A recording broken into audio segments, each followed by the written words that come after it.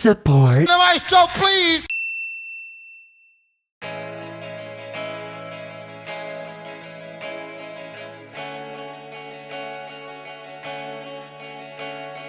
Last pop analysis of 2024, and we're ending it with a significant collab. Today we'll be looking at Die With a Smile by Lady Gaga and Bruno Mars. Lady Gaga. Honestly, a little surprised it took us this long to talk about Stephanie Germanotta, aka Lady Gaga, a pop powerhouse, even with her first couple of hits back in the 2000s like Just dance, it's gonna be okay.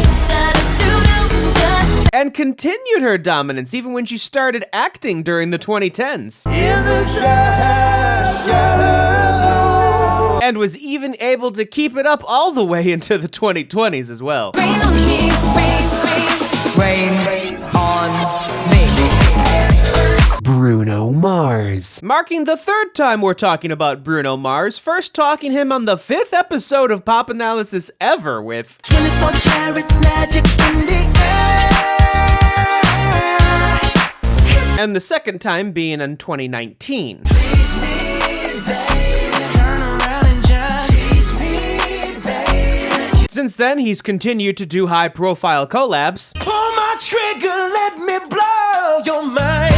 I'm coming, baby. And even getting hits along with Anderson .Paak in their group Silk Sonic. I'ma leave the door open. I'ma leave the door open. Background. Die With a Smile was originally released on August 16th of 2024, charting just 2 weeks later at number 3. It's pretty much stayed near the top of the charts, never quite hitting number 1, but as of the end of November, it is number 2. A number of different versions have been released since then. They did the official instrumental on October 29th, and a live in Las Vegas version just the following day. Die with a smile. If the world was Oddly enough, just 2 days later, they released an acoustic version. and die with a smile.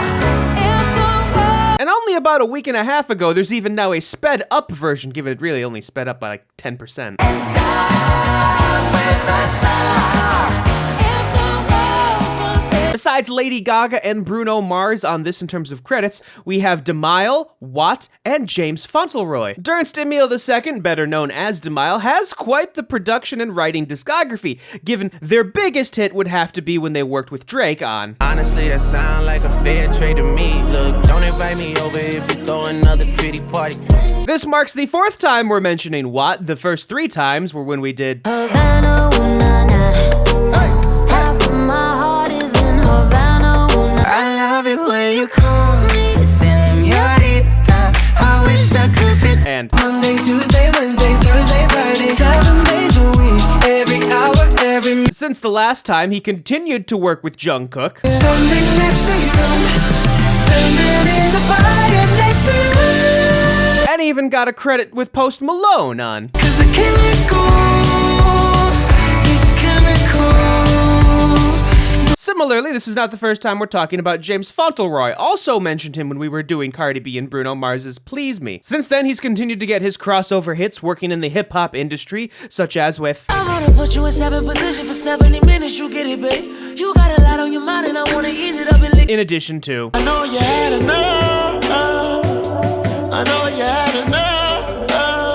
Die With a Smile is released solely by Interscope. Form. Die With a Smile is a soft rock song, is about 4 minutes and 10 seconds long, F-sharp minor, 6/8 time, and 52 beats per minute if you count the dotted quarter. The song opens up with a very short intro from Bruno Mars just going ooh. Bruno Mars then gives us the first verse, I just woke up from a dream. first pre-chorus, Wherever you go, that's where I'll follow. and first chorus. If the world was ending, I'd wanna be next. We also then get more Bruno Mars oohs during the one and only post-chorus. We then get Lady Gaga with the second verse, with some slight additions by Bruno. Lost in the words that we scream. The second pre-chorus done entirely by both of them. So I'ma love you every night like it's the last night. And the second chorus, again entirely done by both of them. And our time on earth was through. We then get Bruno Mars and Lady Gaga going back and forth for the bridge. Right next to you. Next to you. An interlude with a nice guitar solo.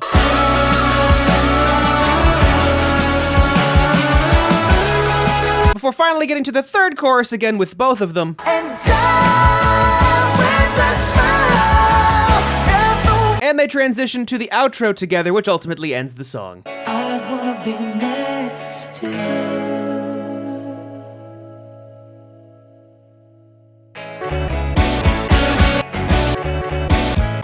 Guitar. There are actually 3 different guitar parts throughout the song, but the first one we get is this rhythm guitar, which is just going back and forth on the strumming pattern between A major 7 and D major 7.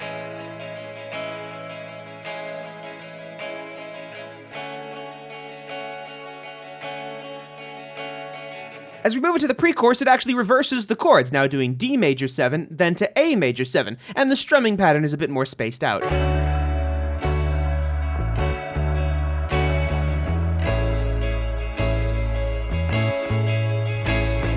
It then hits a C sharp minor 7, but then we get the addition of the lead guitar underneath, going up and down on that F sharp octave, with the rhythm guitar playing that F sharp sus2 chord.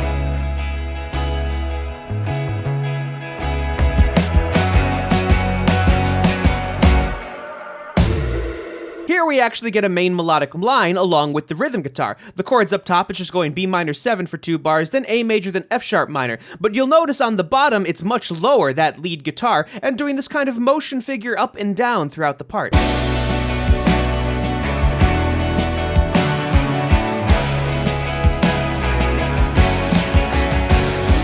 As we move through the end of the chorus, the chords up top go A major, E major, F sharp minor, C sharp minor, B minor 7, and that lead guitar beneath it almost spanning the entire staff, doing that B on top of the staff all the way to that low E.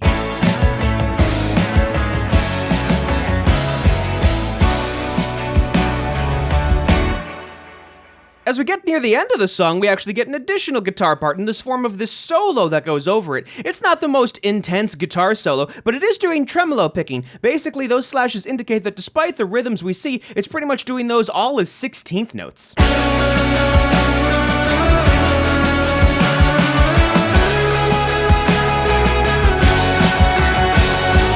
The phrase does essentially repeat, but that guitar solo now goes much higher, now ending on that high B, dropping to the A in the final bar.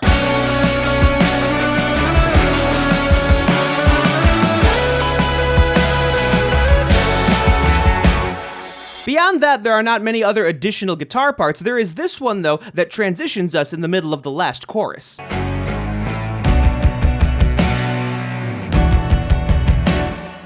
We do get one final unique phrase near the very end, though, having this nice sort of chromatic flair into it, adding that F natural in very briefly, and even hitting a B dominant 7 before moving to a B minor 7.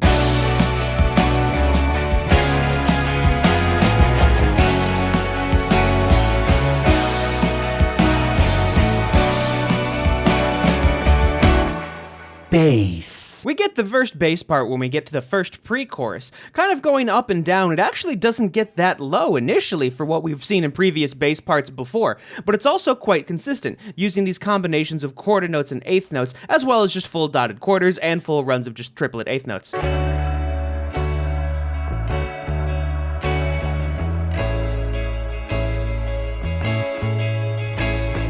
In the pre-chorus, it does get a bit more energetic, though, using the 16th note figures and such, and of course it does have that F sharp in the octaves that it doubles with the guitar that we talked about before.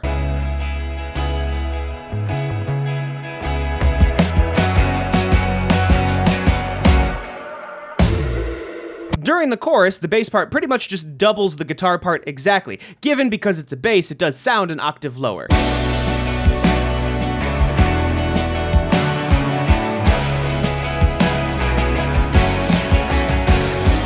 Funnily enough, we actually only get what it plays during the verse in the second verse, because it wasn't present in the first one, and here we get kind of the lower notes that we expect from a bass part.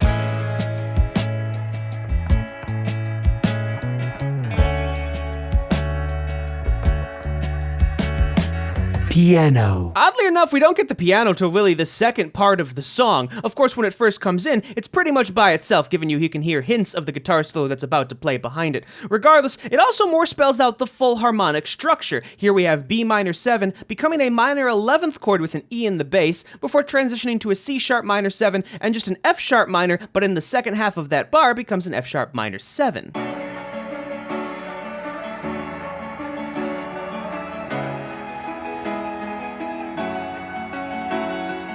The next time we hear the piano, though, it's not doing those lovely arpeggiated chords that we had before, it's doing these block chords in the right hand, but in the left hand, it is kind of playing what the guitar and bass were playing earlier in the song.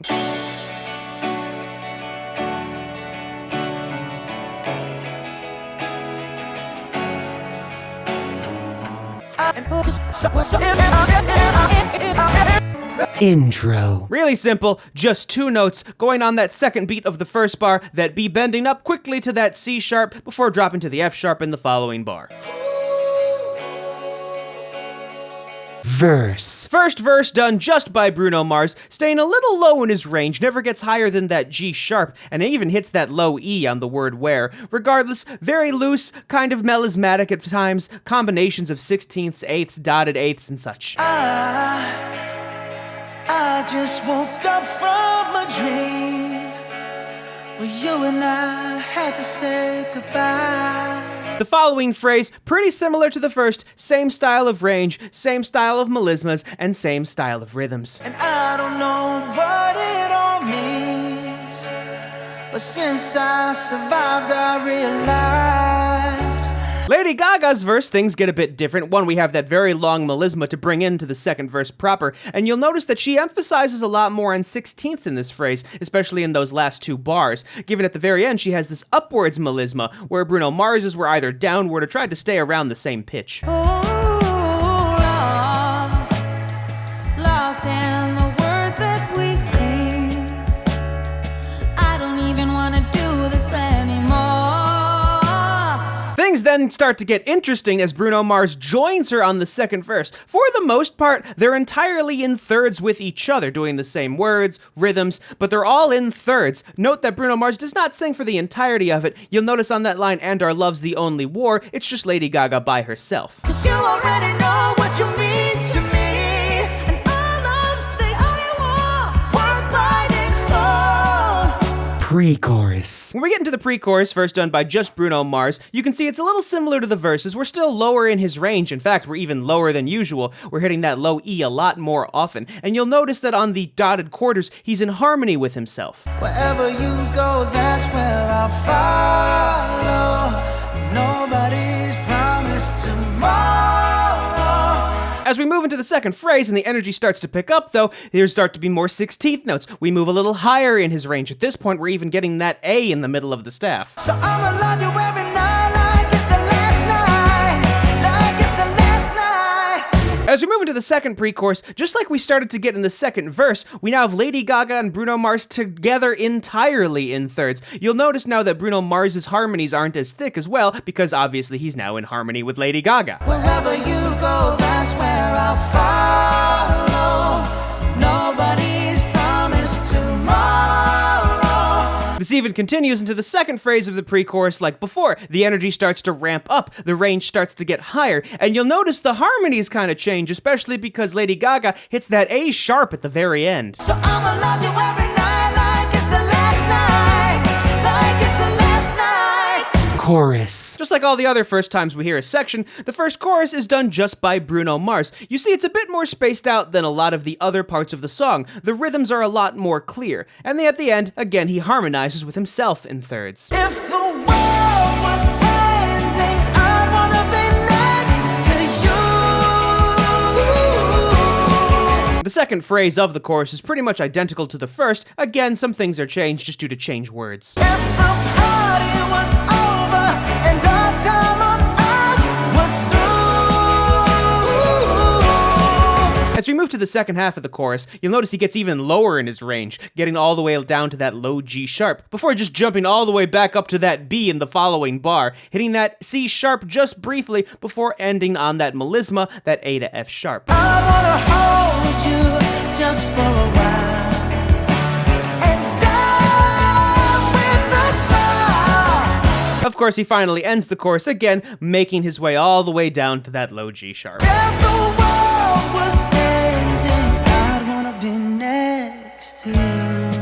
Now the second chorus, just like all the other times we've had a second part of the song, we now have both Lady Gaga on top and Bruno Mars below, doing essentially all harmonies in thirds. You'll notice here that harmony at the end, it was originally done by just Bruno Mars layered with himself, but now Bruno Mars sings the bottom part and Lady Gaga sings the upper part. If the world was ending, I'd wanna be next to you. Just like before, the second phrase is pretty much identical to the first, just changed words. If the party was over and our time on earth was through.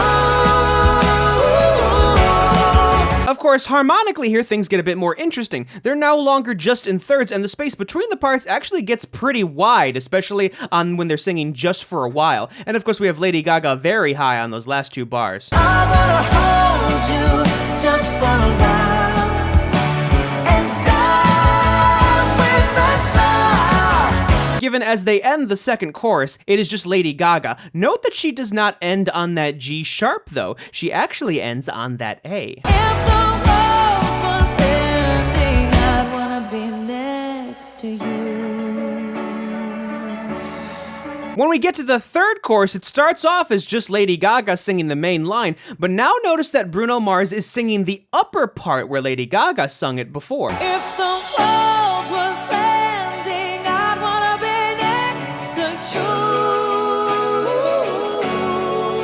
But they do keep the trend of the second phrase of the chorus being pretty much the same. If the party was over and our time on earth was through.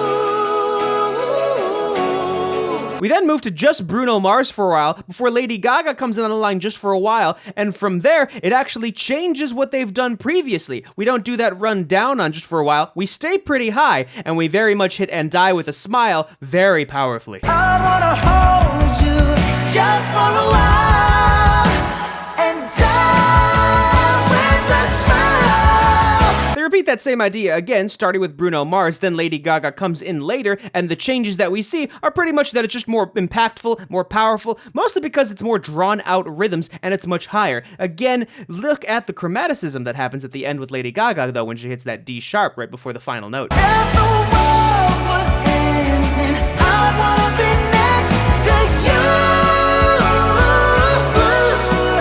And despite all those differences, when we get to the end of the final chorus, they sing everything together in unison. If the world was ending, I wanna be next to you.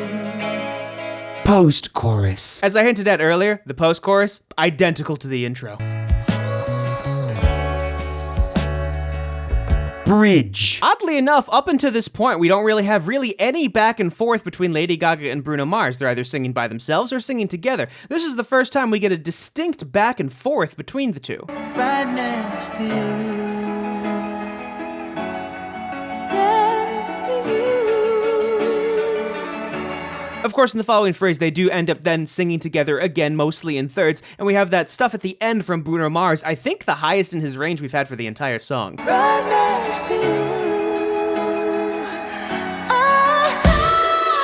Outro. The outro is really just this one phrase, first getting those oohs that we've talked about with both the intro and the post-chorus, and then we have the following two lines with them. That first bar, sung completely in unison, except when we get to you, getting back to those nice harmonies we've had throughout the song. I'd wanna be next to you.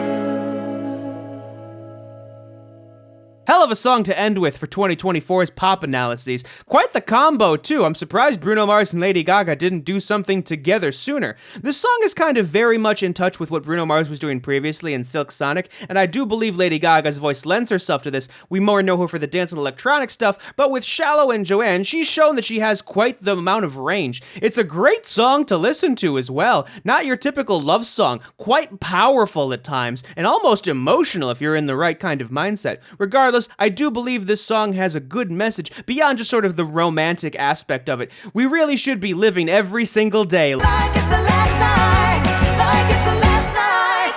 If the world was ending, I wanna be next to you. If the party was It's nice that we finally get to do something with Lady Gaga, because on Record Rundown, I've mentioned numerous times on the dance and electronic charts how Lady Gaga's The Fame has pretty much been holding on to the top spots ever since, ever, considering it's been on the chart for 558 weeks. What's the